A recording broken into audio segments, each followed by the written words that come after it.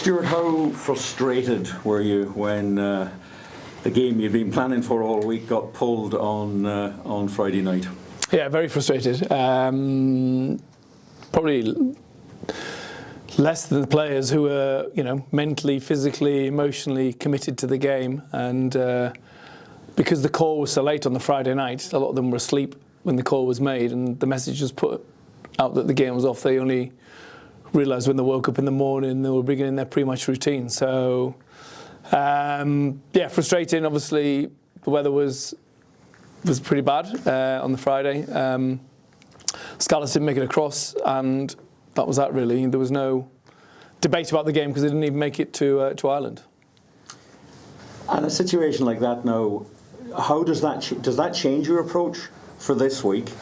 As in, those players were expecting to play and were probably champing to play this week as well. But you're selecting a team to play a particular team, so you might have had a completely different plan for Cardiff. That's the two things that went through my mind. Well, the three things that went through my mind at the time was dealing with the immediacy of the decision. What do we do on the Saturday? Do we train? Do we do something in the gym? So there was that decision. There's the selection decisions surrounding this game, the Bulls game, the Friday night Bulls game, and the Munster game, because obviously in my mind I'd mapped out a sort of sequence of loose selections that I was going to use, and obviously that changed that dynamic. And then ultimately also, what does then this week look like when you go from playing one game, not playing for a weekend, and then that sort of sense of, are we going to be physically and mentally prepared by not playing a game? Often you get battle hardened by playing. So they're the three things that went through my mind. Obviously, I'm not going to announce the team now. But yeah, I've got a good plan now for the next 3 weeks. And the boys have trained really well today. Changed the mindset, completely different team we're playing against. The common denominator is that it's a Welsh team, but other than that, Cardiff are very different to Scarlets. So you've got to almost erase what you've got in your mind from Scarlets and rebuild the players' mindset into a difficult away game now. We seemed to play them every week last year, or every 2 weeks, and I think it's 5 in a row and 3 last season. Connacht have come out on the right result, so they must be coming into it thinking we have to draw a line now and stop this, and that's going to be a tough challenge. It's a difficult place to go. Yeah, as I say, I'm almost erasing Scarlets out of my mind, and I'm trying to erase anything that we've thought about from last season, because it's a completely different season. They've started well. They got a point at the weekend, played well, I thought. They've had a change in coaching personnel with Matt Sherratt leaving, but it doesn't seem to have diminished their motivation or changed their game plan at all. And my personal experience back through my 7 years playing against them, when particularly on both sides actually, home and away, but it's definitely never easy going down there and playing against them at home with their home supporters. And obviously there's a whole lot going on in Welsh rugby at the moment, and a whole lot of things for them to be motivated to play for, irrespective of what happened last season. I think they've started the season well, and for us it's actually dealing with the elements of things we can control, such as our training, our habits, our preparation, and ultimately getting our travel plans right so we hit the ground running for 7:45. Injuries-wise, it's not too bad. Niall Murray's had a little bit of surgery, but the big news is Mac Hansen is available. But the question is, of course, you're probably not going to tell me, is he going to be picked? But he must be champing at the bit to go as well, because his Lions tour kind of ran out of steam for him a bit with this injury that he's now got over. And so how do you? No, they're all the same. Like, everyone's champing at the bit. Like, Bundy's flying, Philip Beelam's flying. They've trained for a fair chunk of time now, and Mac's been in that category as well. But you've also got people like Finn Tracy coming back from an injury. He's desperate to play. Harry West's just come back today. Byron and Josh obviously back in the equation because of the HIAs they went through. Hugh Gavin hasn't had a start yet. He's desperate to get going. You've got Matty Devine. etc., etc. I could go through the whole yeah. team. Sean O'Brien in the back row. So, I'm lucky that our injuries are low at the moment, and our squad depth is good. And I think the benefits of the pre-season with the young lads as well stepping up and growing has meant that training has become very competitive, and rightly so, because everyone wants to play. Do they bring, because they came in at the start of your pre-season, do they bring just a different dynamic coming in because it's all new to them? Well, I know they've trained before, but now they feel they're going to get a game. The young players, the younger players, yeah. Yeah, no, I think the reason they changed the dynamic is because they can sense that we believe in them, and also that their physical, technical, and tactical and mental development has gone through the roof. Because with the best will in the world, if you stood behind the posts and doing some passing drills, it's completely different to training flat out with top-end players. So it's sink or swim kind of way. Obviously, I do look after them and make sure they swim and sink a little bit, just to keep the development really. It's how you develop young talent. And but they've been reintegrated from day one, and I think the benefits of that integration are really shining through now. And it means that we can have training sessions like today where you've got north of 40 players, and all of whom are pretty good. Final one from me. What do you have to do? What are you looking for? What are you looking for after 20 minutes in that game against Cardiff? What's away game, which is a slightly different setup, and you've had the break. So what'll you be thinking? We're on it, or we need to get on it?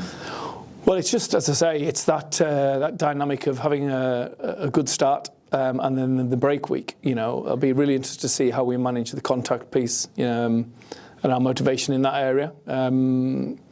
Both sides of the ball, it's going to be critical. Cardiff, as I say, they'll be pretty confident, I think, on the back of how they played against Munster and how they started the season, and obviously even more so playing at home as well. So that's the piece you need to get right to win any game of rugby. And the first 20 minutes will be a good marker for us to see where we are. But as I come back to the same point, I can't control that piece of the jigsaw. What I can control is how we train this week, and I know that we'll make sure we've got enough in there to make sure we're contact ready.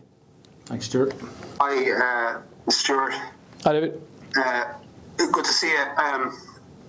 Sadly occupied with other rugby news today. The devastation, as you saw, from the Moody family this morning.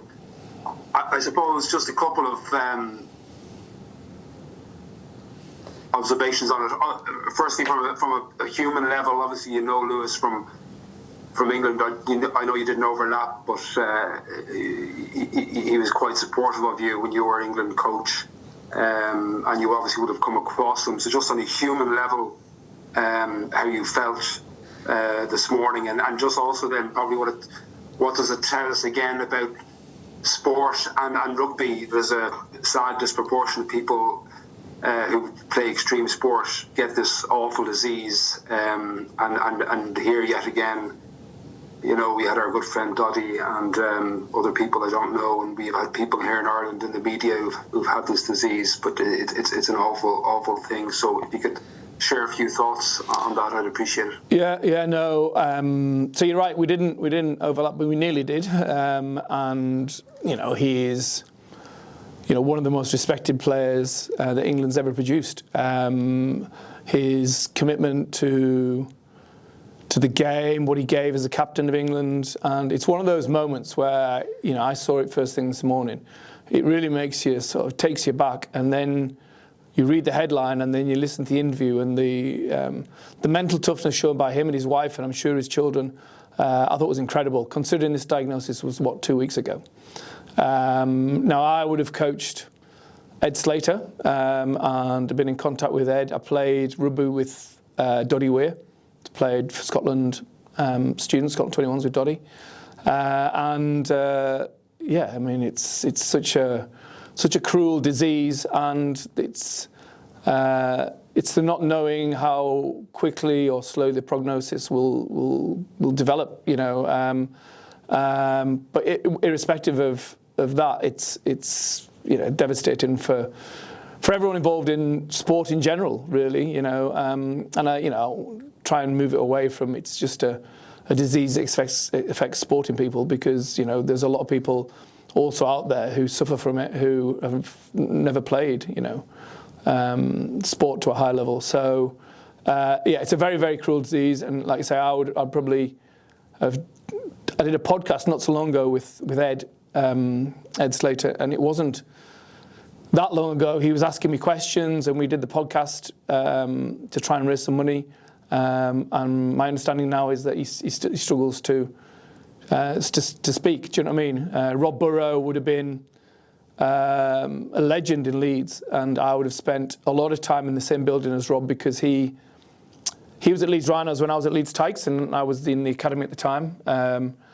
I would know all that Leeds Rhinos team very well, and the work that, say, Kevin Sinfield has done to raise awareness of the disease, I think will only be it'll be increased now, because of Lewis, and rightly so. It's such a devastating disease, and the quicker we can find a cure to it or prevent it in the first place, will be a huge step forward. But in terms of him and his family, like all our love at Connacht Rugby goes out to him and his family, and it's definitely one of those moments where you sit back and it really, really rocks you.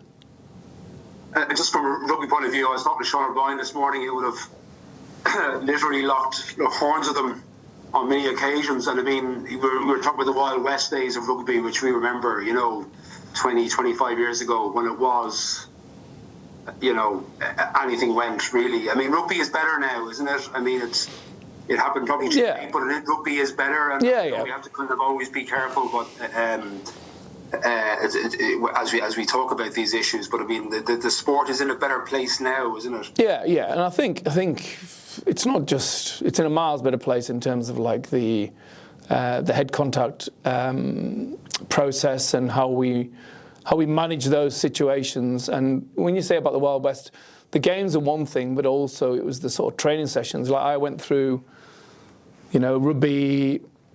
I started playing men's rugby in 1991, as the game went professionally in 95. And obviously I'm still involved in the game now, all these years later. And, we've trained today, but I'm very, very mindful of managing the players' load, the contact load, and how we manage the players on a daily and weekly basis. So the game has changed a lot, how we train, how we look after the players, how we look after them when they have a concussive event, etc., etc. So, I mean, that's all I can say in terms of like my recollections of the sport as I played it. But it's a far, far safer game now for sure. Yeah, sure. Okay, thanks. I appreciate that, Stuart. Thank you. Hi, Stuart. Simon Thomas in Cardiff here. Hope you're well. Yeah. You mentioned how tough the Arms Park can be. Do you have good memories generally of your visits there? Or so no. Cardiff Not at all. Not really. No, it's always been tough. Like, I had 7 years at Leinster, and it was always a very difficult place to go. And there's certain games that are etched in my memory, to be honest.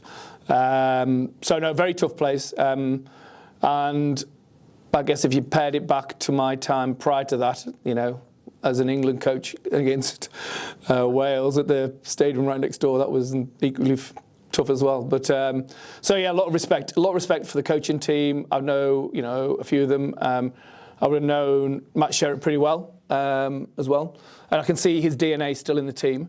But yeah, there's a lot of respect from the Connacht team here to what we're going to face. And as I was saying, to the lads today, you almost need to raise. It's a different team to Scarlets, albeit it's the same country we're playing against, or a team from the same country. It's a very different team. So we've got to prepare thoroughly, but we're looking forward to it. We've had. You can look at it both ways. We're not battle-hardened or we're fresh. We certainly look fresh today, and the boys are super excited about getting into training. So we'll have a good week, and we'll roll our sleeves up. We've got Cardiff on on Saturday night, and then we fly back on Sunday, quick turnaround, and the Bulls, and then Munster. So it's a great 3 games for us in the lead up to the November Internationals. And 2 or 3 months into your time with Connacht, how have you settled into life in the West of Ireland? Yeah, no, I've really settled in very well. It's the 7 years in Dublin and living in Ireland was great preparation. But the advantage is this time the kids are a bit older, so they've flown the nest, and my wife can actually live here as well with me. So I'm not doing the commute, which would be a hell of a commute, to be honest. I've been flown out of Dublin a few times now. We've all settled in well. People talk a lot about the weather, but I was born in Cumbria, and it rained a fair bit in Cumbria as well.